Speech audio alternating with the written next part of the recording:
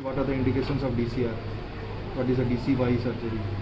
What are the signs and symptoms of acute dactylitis cystitis? What is chronic dactylitis cystitis? These are the questions which will get. So you can identify these three instruments. Only three instruments which are related to your DCR. Okay. The bone drill means once that mucosa has been removed, this will be initially used to make a central opening in that bone. Once the bony opening has been made, this sponge will be used to further enlarge the margins, that circular margin which has been made, you will put it at the margins and you will break the bones. And this is usually, before these steps, this is used. Means what, once you have made the initial incision, you will be separating the muscles and the soft tissue. The wide speculum, the universal wide speculum, universal because it can be used for both surgeries. All types of surgeries, ocular surgeries, it can be used. So the next step during the cataract surgery, you will be requiring, superior rectus. once you have used a speculum, the next step will be that you will be using the superior rectus holding forceps. You will be using with your left hand, you will be holding the superior rectus, and then with the right hand you will be taking the artery forceps. Okay, this is the artery forceps. Within this artery forceps there will be a bridle suture. Okay, that bridle suture will be made to pass through the superior rectus. That is the next step of your small incision cataract surgery. So you can identify this. This is the artery forceps. Now we have got some other smaller size artery forceps also, which are called as the mosquito forceps. Mainly these small mosquito forceps will be used for holding the bleeding points while the DCR surgery, while lid surgery is being done. And these types are also one other thing which you can do is you can put some cotton pellets over here. With the cotton pellets also you can dry that particular area also. The question which might be asked is that while you are passing that superior rectus bridle suture, what can be the complication? This is where you have to read that oculocardiac reflex. Sometimes when you are when you are trying to hold, the vasovagal type of reflex can happen and the patient may get unconscious. It does not only happen while passing a superior rectus. Even in squint surgery, when you are trying to hold that rectus muscle also, that can happen. Oculocardiac reflex. I think in that one chapter is there on that peribulbar anesthesia. I think yes. In that place you might get that oculocardiac reflex. The other complication which can happen while passing the superior rectus is that suture you may sometimes inadvertently perforate the sclera. This has to pass through the muscle, but if it is accidentally you are not going through the proper plane, and if it has gone slightly deep, you may even perforate, and that thing can enter into the eye. So that is one more complication. So this we are done with these three instruments. You can identify these three instruments.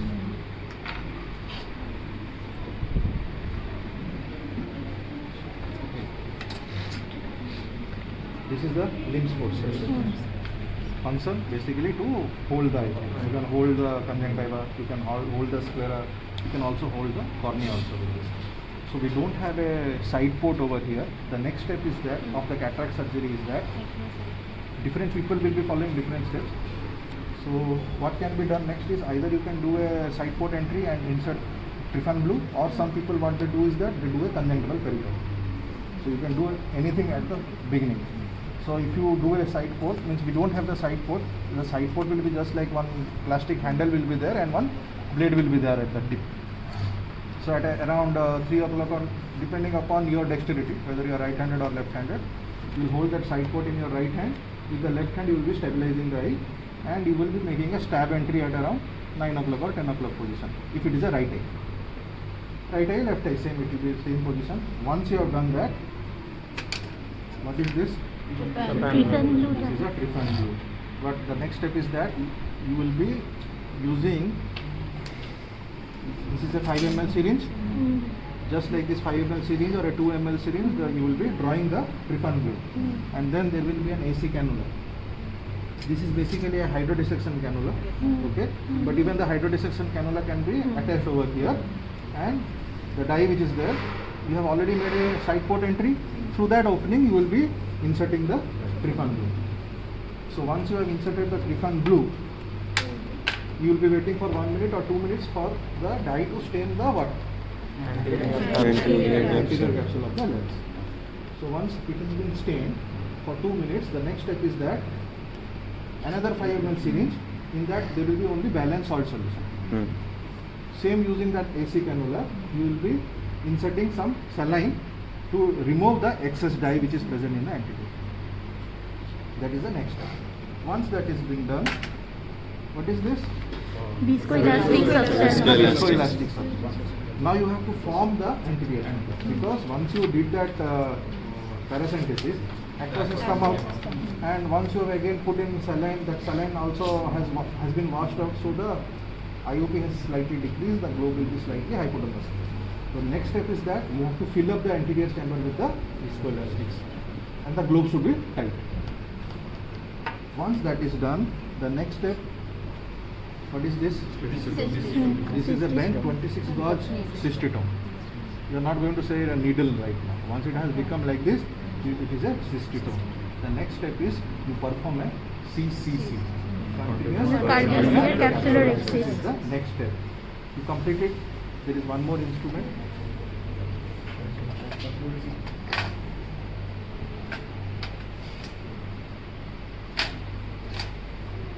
Not there. It is just like this only. This is a McPherson. This is not a capsular access forceps. It is slightly smaller than this thing, and in this tip you can see the empty. It is like that to tear the capsule. That instrument is also like that. Here there is it has gone like this and straight up, but in this it has gone like this straight up, and then there is one more point. In that also there is the same thing. It will be slightly smaller than that. If it is not here, it might not be given to you in the exam. It is not there. Okay. So with this thing, and also with that capsular access forceps, it depends upon the user with what he is confident. You can either use this, or you can also use the capsular access forceps to complete the capsular access. Suppose the capsule is very calcific or something like that. In case of your hypermature cataract, you are not able to do a capsular access. You will do a can opener technique of capsular opener. Okay. So now you have completed the capsular access. When you are doing the capsular access, sometimes what happens is that whatever amount of viscoelastics has been inserted into the anterior chamber, it tends to come out because of the pressure which you are applying. Throughout this whole step, in the other hand, you will be using this to stabilize it. In left hand, you will be stabilizing the globe, and with this, you will be doing the rhexis. In between, while you are performing the capsular rhexis, sometimes that viscoelastics tends to come out. The globe becomes soft. Each time the viscoelastic comes out, what you will do is you will bring this out. You will again insert the viscoelastic. It has to be tight. Now there are two types of forceps. Okay, this is a conjunctival scissor, Corneal. the corneal scissor. Okay, the next step is that I haven't yet done a peritomy. I have done just the rhexis. So this in the left hand, I will do a superior conjunctival peritomy. The base will be towards the cornix. Okay, so once I have done this, we do a. Why am I doing a superior conjunctival peritomy? Because I have to make a sclerocorneal tunnel.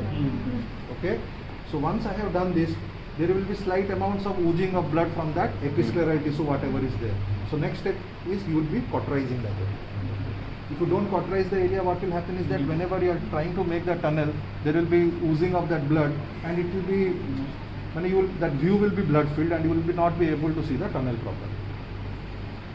So don't make a mistake with this. This is a conjunctival scissor. You see the corneal scissor is curved. It is also a cutting type. This is also a cutting type. You can make out the difference. The size is almost the same. It is curved. So conjunctival scissor mainly for your peritomy. The corneal scissor, when you are doing an ECC surgery, you have made a corneal entry and you are using it for cutting the cornea. When you are doing a keratoplasty surgery, you have to make a corneal button 360 degree. It does not mean that with this instrument I cannot cut the conjunctiva. I can cut the conjunctiva also with this. But the more you cut the conjunctiva, the sharpness is all going to decrease. It is easier to cut the conjunctiva using this. But if this instrument is not there, I can use this also. But don't, in your examination when they will ask you, don't tell this as corneal scissor. This is a corneal scissor. This is the conjunctival scissor. So once the conjunctival peritomy has been done and you have done the cautery, What is this? Bud Parker needle This is a handle, holding 50 handle, bar Parker's handle. You will attach either a 11 gauge or a 15 gauge blade to this. Okay. That blade is not present here, but you have to attach a blade. Only the handle has got no function. Once you have attached the blade to that, 2 mm posterior to the limbus, you will either make a straight incision on the sclera, that particular area where the congenital peritomy has been done superiorly. You will either make a straight incision or you will make a frown incision.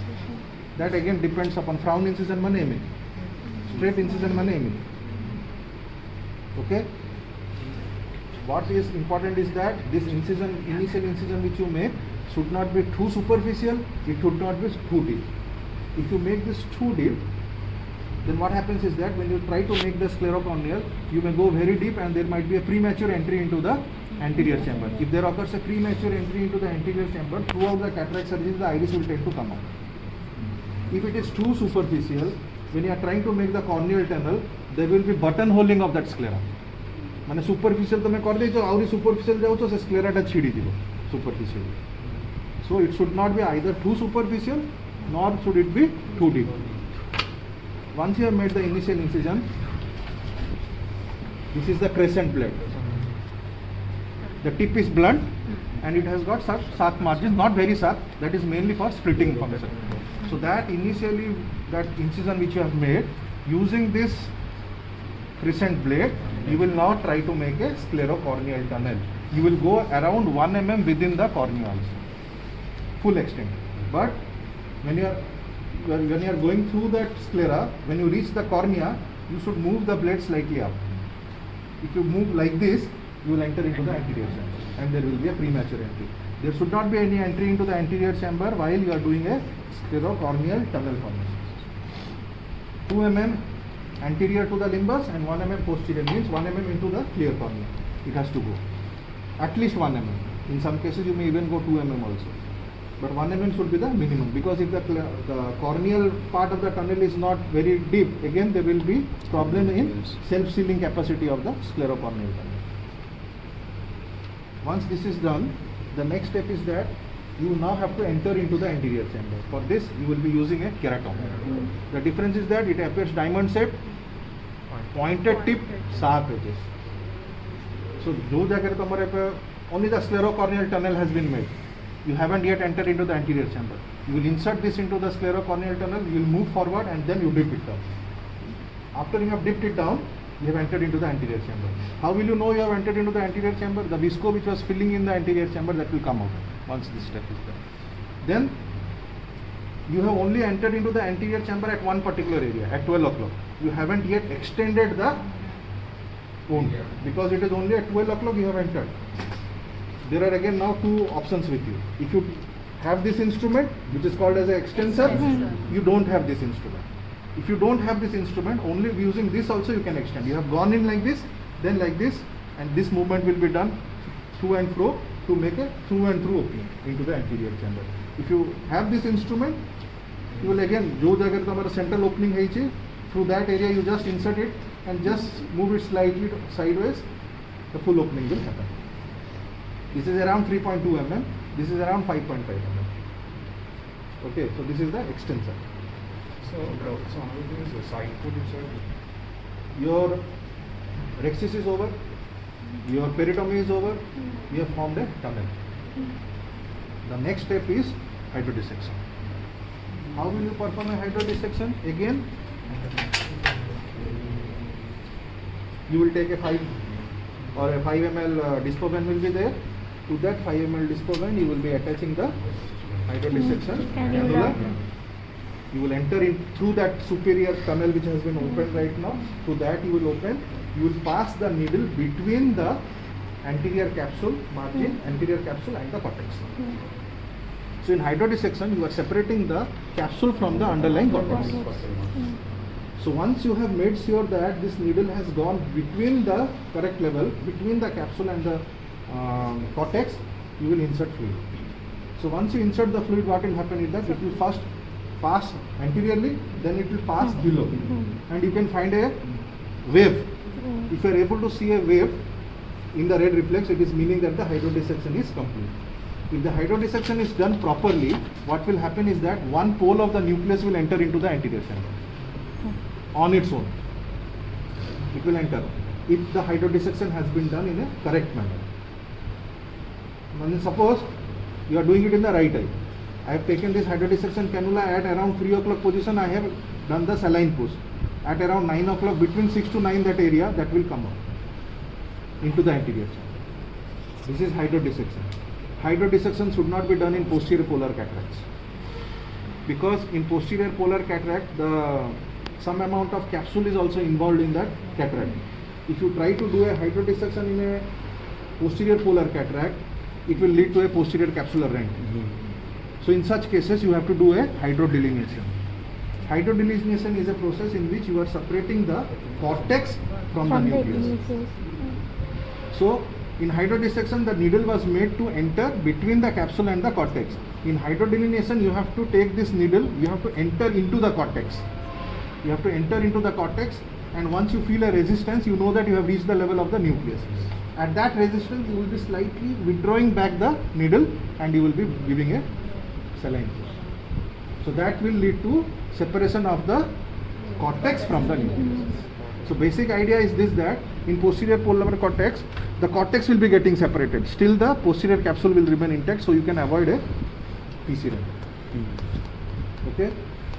So now, suppose you have done a hydrodissection. You have done a hydrodissection, one pole of the nucleus has come up, but the entire nucleus has still not yet got prolapsed into the anterior chamber. What you will do next is that, again you will take some amount of viscoelastics and you will make the viscoelastic, you will push the viscoelastic between the pole of the nucleus which has come up and the iris. माने गोटे nucleus रो गोटे portion एमती उठी जाइछ, सेही जगह रे तमे से viscoelastics देकी सेटा को आउट के लिफ्ट कर दबो. Once you have lifted it further up, this is the Sinskey hook. It has got triple function, which I will explain. So that particular pole of the nucleus which has now come up, सेही particular edge रे तमे instrument नहीं कि ताको आउरी बुलेइबो clockwise anti clockwise. By this movement, the entire nucleus will get prolapsed into the anterior chamber. Fine. This Sinskey hook has got some other functions, but this is also one function where you can use the Sinskey hook. Means to prolapse the entire nucleus into the anterior chamber. Now once the nucleus has come into the anterior chamber, the next step is that we have to bring the nucleus outside. That is, the nucleus delivery has to happen. So we can do that in sandwich technique. Wire vectis. Wire vectis. Okay, this is not the irrigating vectis. This is the normal wire vectis. This is the irrigating vectis. In this irrigating vectis, what is that? This tubing which you are seeing, this is a hollow tube, and there are numerous openings which are present at this. You will be taking saline over here, and again you will be inserting. When you push it, the saline will come out through this. Now suppose I am doing a sandwich technique.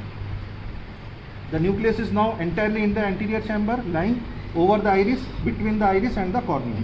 So now what needs to be done is that sufficient amount of viscoelastics needs to be introduced between the nucleus and the iris, so that you will be getting a proper plane to insert this vectis. So the nucleus is there. Suppose you consider this thing, this round thing is the nucleus.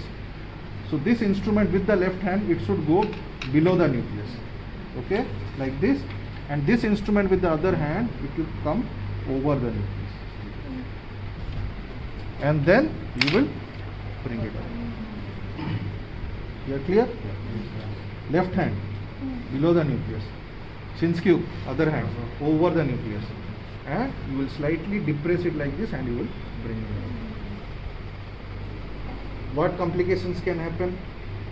Suppose it is a brown cataract. You have inserted this instrument below it. But since it is a brown cataract, you are not able to know at what exact level the vectis is there. It might have caught hold of the lower iris. And you don't know, you have pulled it. Along with the nucleus, that iris will get detached from its root and there will be iris dilatation. Therefore, before doing this step, you have to be very careful, especially in such cataracts. Therefore, sufficient amount of viscoelastic should be introduced so that the iris goes down and does not get attached to this. Otherwise, that iridodilatation again is it's not that major, but it will be a cosmetic issue. Say particular area iris not. cardiologically, because it's a traumatic compound. Now suppose you don't want to use this, you want to only use this. Again, what needs to be done is that you have again introduced this below the nucleus. You have got that superior rectus forceps which you have applied. So with the right hand, with the left hand you will be holding that superior rectus forceps. With the right hand you will be introducing this. You will get hold of the nucleus. You will try to bring it back. And when you are bringing it back, you will insert saline. So the saline or the push hela, that will bring the nucleus. And with the other hand, you will be giving countertraction. Whatever it is, the role of wire vectis is to help in nucleus pregnancy. So now you have brought the nucleus out, but all the cortical material is still inside. Next is you will be using the Synco's Byway irrigation aspiration. এই জায়গায় the saline will be attached. মানে তোমার যে উপরে যে স্যালাইনটা Thibaut তার যে IV tubing is there, that IV tubing will be attached to this. Now this has got two openings. There is a side opening and there is a opening which is present in the tip. Side opening, from the side opening the saline will be coming into the anterior chamber, and with this thing I will be giving suction. With this suction, whatever amount of cortex is present, it will get sucked in through the tip. Saline will be flowing out through the side opening, and the cortex will be sucked in through the upper opening. Means simultaneously you are irrigating the anterior chamber, and by using suction you are removing the cortex. You have to be again very careful during this step, because the capsulorhexis margin is present.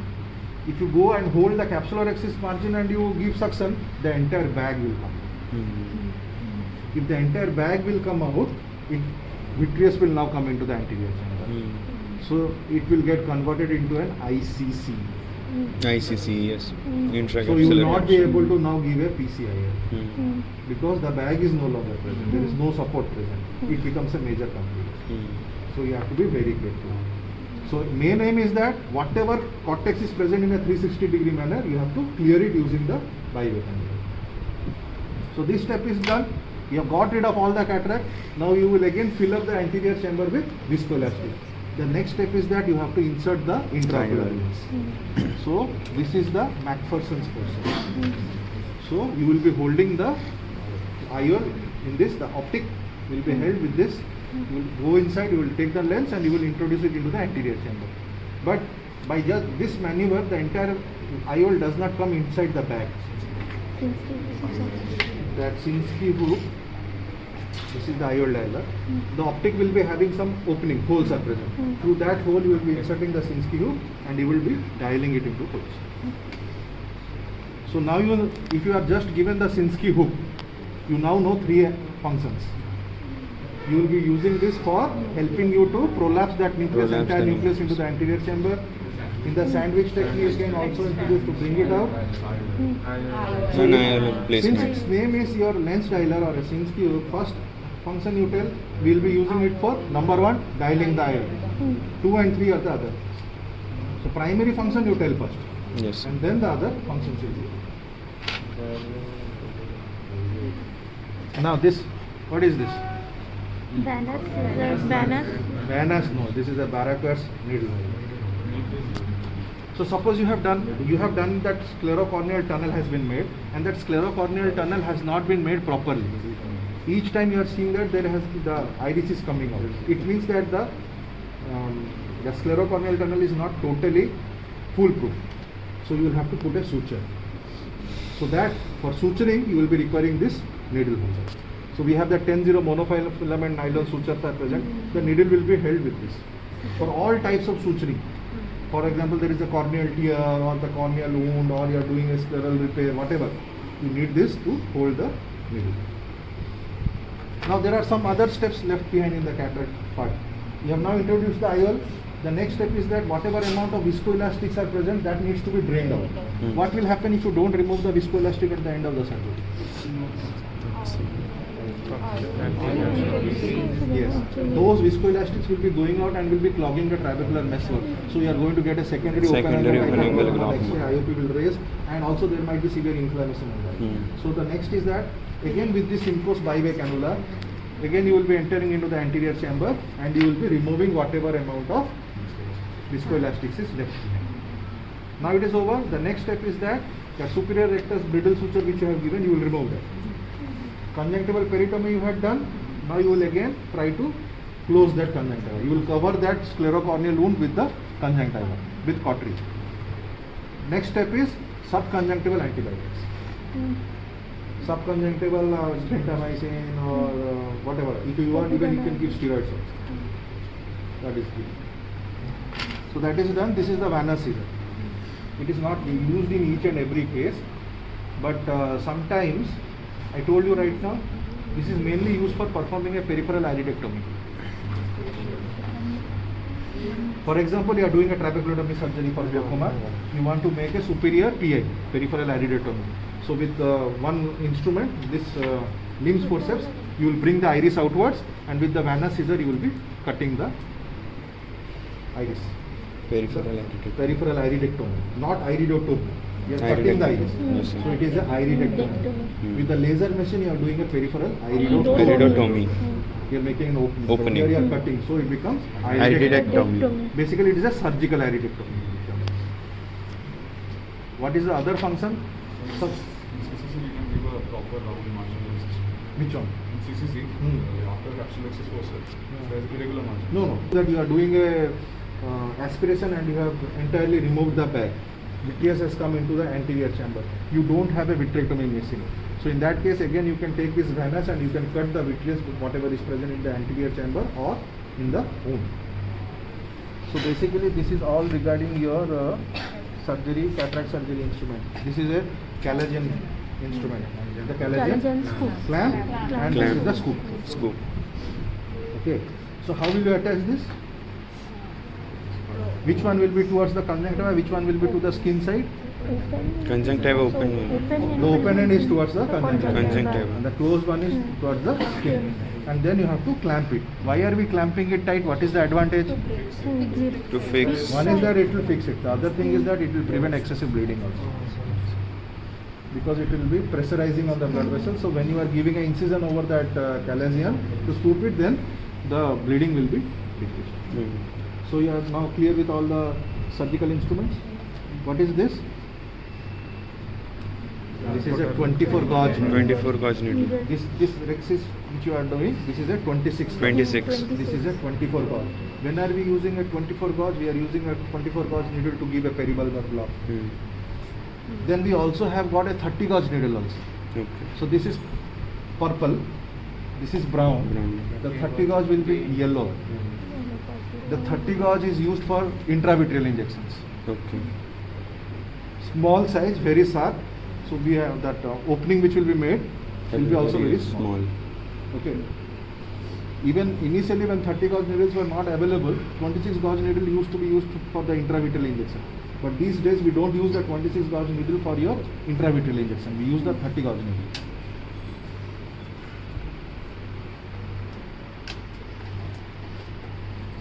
This is also called as an AC cannula. That initial steps which I was saying now, introducing the Trypan blue or the viscoelastics, you can use this also. Same thing. You can also use a hydrodissection cannula. That is a metal cannula.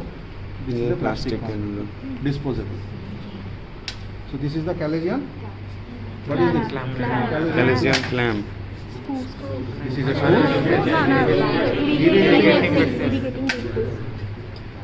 Wire vectis. Limbs forces. Limbs forceps. Macpherson Macpherson forceps. Cystitome. नहीं cystitome नहीं है. Hydrodissection cannula. This is the That is I have brown. just attached it, therefore don't get confused. You may be shown only like this also. Yes, sir.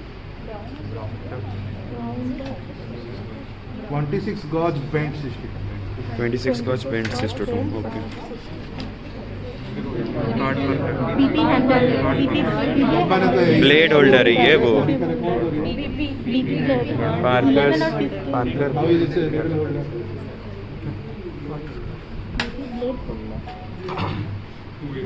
Two irrigation tube, aspiration and irrigation tube.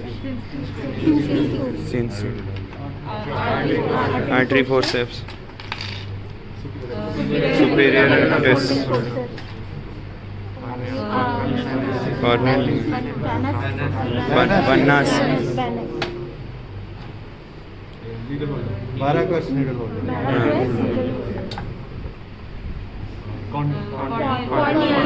corneal, conjunctival, crescent, keratome, extension. ये चैलेंजियन scope, bone का अच्छा, ट्रिपैंडो, viscoelastic, bone punch, cat's स्पर, lat retractor, bone drill. These are only the instruments which will be given in exam. Nothing sir. else. Okay, sir. Maybe that one might come, which I told you that capsulorhexis Huh. forceps. Strip. Thermal strip. Don't make a confusion. Sir, Orange ta dekha jauchi mane Fluorescent. fluorescent strip. Suppose you are given this thing. You are totally tensed in the exam. Don't be in a rush to answer it. They will give you this, hold this, move to the back side. fluorescent sodium. There is no point in not being able to say this correctly. You see the orange, akhi bond color, tell this is a sterile fluorescent strip. Sterile, because it has undergone ETO, brown mark. It has undergone ETO sterilization. You can see this brown thing. It is an indicator that again here again it is written Surmer. Yes, sir. And the Surmer strip will be having some markings. Markings. There are no markings which are present over here. Fluorescent sodium. Yes, sir. Okay? Yes, sir. Okay? So what you need to know is that if you are given this thing, you have to read everything regarding the dry eye test and Yes, sir. if you are given Surmers, what is Surmers 1, Surmers 2, what is that Jones dye test? Yes, sir. Those things have to be read. If you have used this fluorescent, what are the functions of using a fluorescent? Staining also. Corneal staining, for looking for an epithelial defect, for a corneal ulcer, Kaplan's antonometry, Siddle's test, those things you have to read and come. Retinoscopic mirror. So again, plain mirror retinoscope, everything regarding the retinoscope. You see, instruments are a separate 5 marks. Dark room procedures are separate 5 marks. So you cannot come to the examination without reading that chapter on refraction. You have to go through that refraction chapter, and then there is a part on retinoscopy later. You have to read that.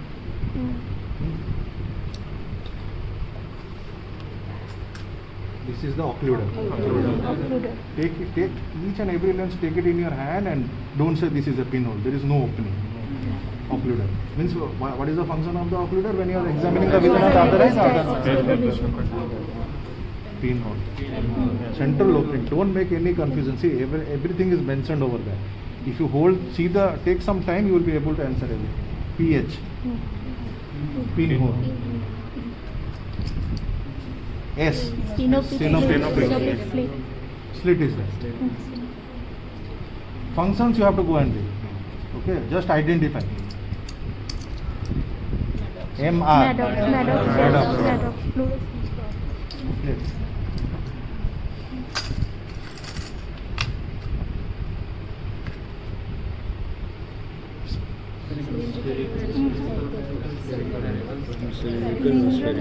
Spherical cylinder जानी परियो? Yes, sir. हळदिया method. Handle अच्छी. Spherical. Handle नहीं. Cylindrical. First you identify whether it is a spherical or a cylindrical. Then you will identify whether it is a convex or a concave. Again you are having doubts. Look at what the power is written there. Minus. is Minus हुआ written. तो- Minus is written means it is a concave. Concave. Concave. When the external gives you the lens, don't tell him that this has got a handle, so it is a spherical. No. You are not supposed to do that. When the examiner gives you this, you will be holding it in your hands. You will be doing tomar jaha jatra kariya.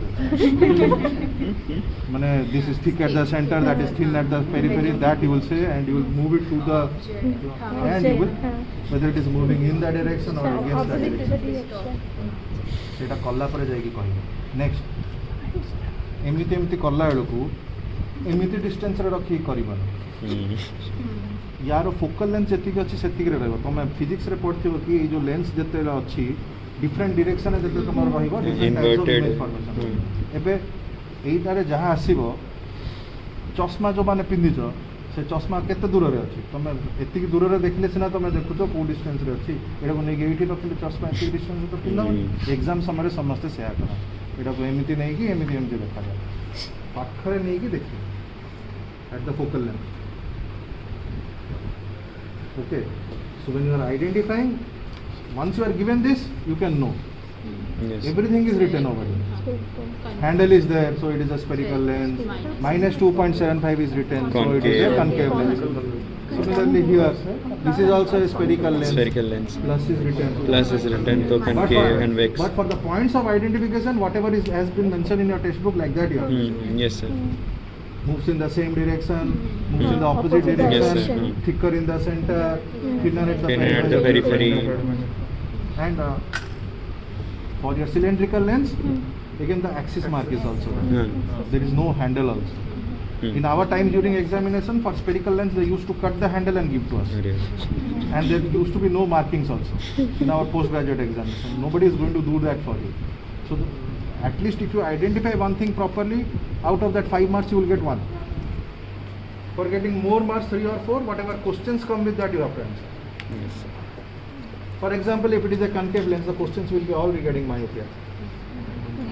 If they give you a cylindrical lens, the questions will be all regarding Astigmatism. astigmatism. If you are given a convex lens, they will be asking what are the indications of convex lens, where you will use hypermetropia. People only stay hypermetropia and end with convex lens. It is not like that. They are used in hypermetropia, it is used in aphakia, it is also used in presbyopia. Presbyopia. So there are 3 indications. So that chapter on refraction, and whenever the question goes towards myopia, the question also moves towards your pathological. Pathological. So you have to read those things. Okay, sir. So go and start writing.